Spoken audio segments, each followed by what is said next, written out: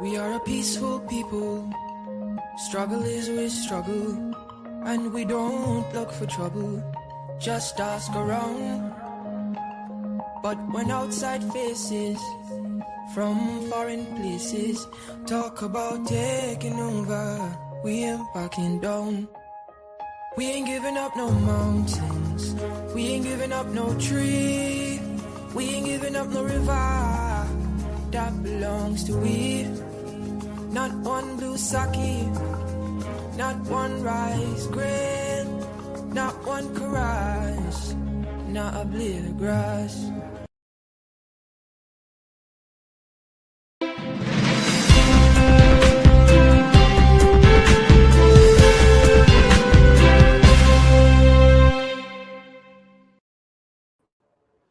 Hello, everyone, and welcome back to Budget in Focus. We're discussing Budget 2025, the People's Progressive Party's final budget. And I'm joined by Honorable David Patterson, MP, former Minister of Public Infrastructure. David, welcome to Budget in Focus. Thanks for joining me. My pleasure. My pleasure. You were clinical in your presentation. You spent some time on the Amila Falls project, pointing out its deficiencies, pointing out its lack of sustainability. You were accused of a number of things after you came off the floor by the Minister of Works. I struggle to remember his name sometimes. David, you cited a particular report that spoke to the absence of feasibility with respect to this project in making your point. Edgehill, Edgehill. Mm-hmm. He spoke after you and he suggested that there was another report which spoke to the feasibility of the project. Help us understand what's happening here. Marvin. So, the entire Milo Falls project, when the PPP put it together, was hinged on getting IDB's approval. IDB is supposed to put up the bridging finances, the finances. IDB themselves did a due diligence on the project in 2014. It went to the board of directors, and the board of directors said, they have a scale of 1 to 7, 1 to 8 when they rank how feasible the project is. And Milo Falls, according to IDB, after studying the project for 4 years, was ranked number 7, one below the worst. Absolutely. And the IDB, in their report, which is I shared publicly, said that in the history of the organization, 66 years old, they have never ever funded a project with that low credit rating, that low feasibility, that low margin of success. And when they came to the board, they dismissed it, saying that was not a feasible project. When we came to power, the IDB chairman met with us, met with former President Granger, and he said, don't pursue this. This here is a Ponzi scheme. Well, he didn't use Ponzi scheme, but with diplomatic language, don't touch it. Right. And we never did. The PPP then lobbied the Kingdom of Norway while we were there, because obviously they had egg in their face while we were there. And they asked for a consultancy firm, it's a department in Norway, which is Norconsult, to do a review of the project, because of course they had egg in their face. And Norconsult did a review of the project, and Norconsult concluded, and this is what Edgehill was quoting, that it has flaws, it is not sustainable, but of all the projects that we have, it was the most advanced.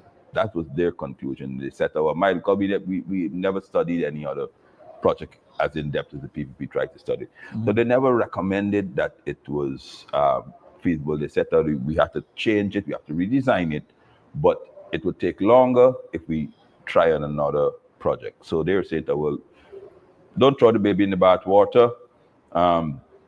That you've done some work on it. The work you've done is crap, but if you take the good parts of any work you do, it's more advanced than if we say we want to go to start something. From that was their report, and that's what he's quoting there. So they never set out, and in their report they set out their flaws in the structural needs, flaws in the financing, flaws in it. And they recommended it would take 3 years of further study to fix the flaws before we can go. It's there, it's a public document. Eh? So he, of course, quoted a paragraph saying this is the most advanced of the hydro projects in Guyana, to give the impression that it was that what they prepared was not a good thing. But it's quite interesting, David, that in the last 4 years they have not done revisited anything. Because here why? the project. Here is why. So therefore, the Kingdom of Norway was contributing $80 million to this project, and they took this money and they lodged it with IDB. When we came in, right, they got this report. The Kingdom of Norway came, the government and Norwegian government came to Guyana, and we showed them our plan for renewable energy, which is the exact same plan that the PP used. And every single renewable project was there, done, studied, tendered out by us. Of course, they were able to get through because of COVID. You couldn't finish them. Letem, Bartica, Wakenham. We won Wakenham as a grant. We won it for being the country that did the most.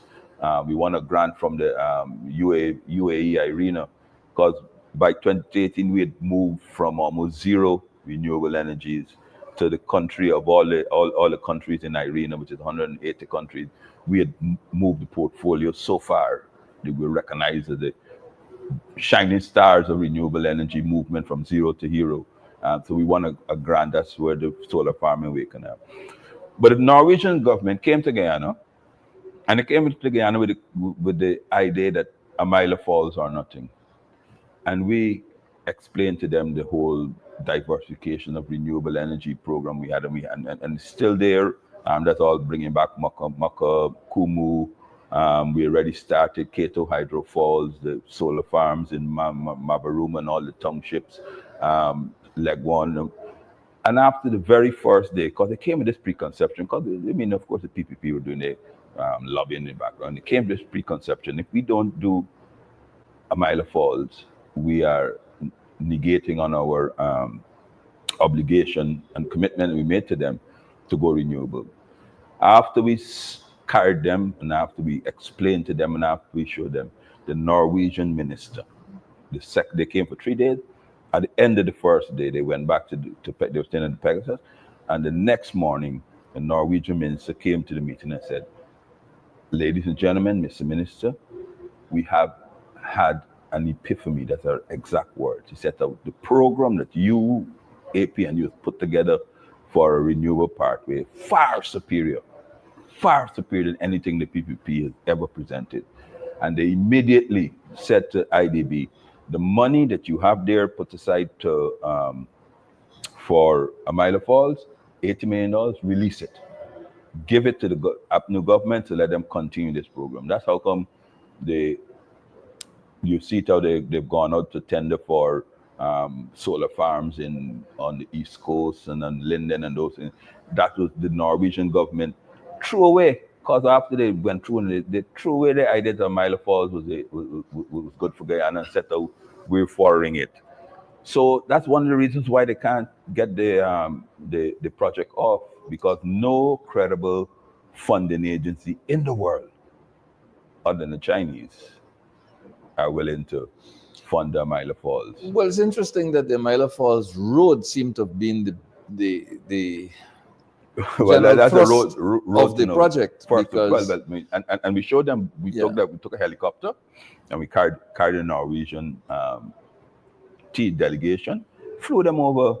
First thing they were struck with is the size of Guyana. Norway is a small country, and when we carried them all the way to Mile of Falls, and we said to them, for us to bring electricity from here to Georgetown, it's 400 kilometers. You could drive to another country in Europe. And they were like, wow, you mean it? That's what these people were trying to get us, Norway, involved with. And they wrote, and I still have the letter, a lovely letter from the Minister of Environmental, and they have a fancy name and all. And she wrote and she said, we, the government of Norway and the people of Norway, endorse the pathway in which the APNU are taking to carry to renewable energy. But of course, easy lesson, hard for dunce. Eh? So the PPP now, to make our shame, save face, they keep bringing up a mile of falls, but nobody. Well, of course, the Chinese are risk takers. I mean, that's it. And if you're going to pay for them to take the risk, they would willingly do that. Especially if it means subsequent ownership of a failed project. But even that, I mean, they getting back their money right away. They got these suit type persons running in between, so the boss getting his money right away and those things like that. But even the Chinese, 3 times they try to go to bid. Even the Chinese are saying this is too risky, and they are the risk-taking country in the world, and that's why they could never get it off, never get it done. But of course, they keep, because of their incompetence, they keep bringing back up the a mile of falls as though that the country would have been better off. The and economics of course, shows that we would have dodged a bullet by not allowing it to go forward. And evidence is there to show that the source of water for that falls generally dries up at right intervals. now. And we had a very dry year this year. You know, we would have been kicking bricks. Yeah. You know what I mean? And of course, they would have blamed us. I mean, because they blame them. They've never admitted their flaws. You know what I mean? And everybody has flaws. I mean, as I told them, they're gonna blame the Panama Canal. That's what they set out, because the water low, no ships can pass the Panama Canal. They blame climate change. I mean, they set out that climate change is happening. They blame COVID. You know what I mean? They beat COVID to death. They blame Trump and Biden politics. Never, ever, ever have they admitted that they were running a Ponzi scheme. Talk to us a little bit about that road from Linden to Mabura. My understanding is that the road was designed, the application for funding was secured and everything. Every single thing that on that project was done by us. Every single thing. We designed it. We found the funding.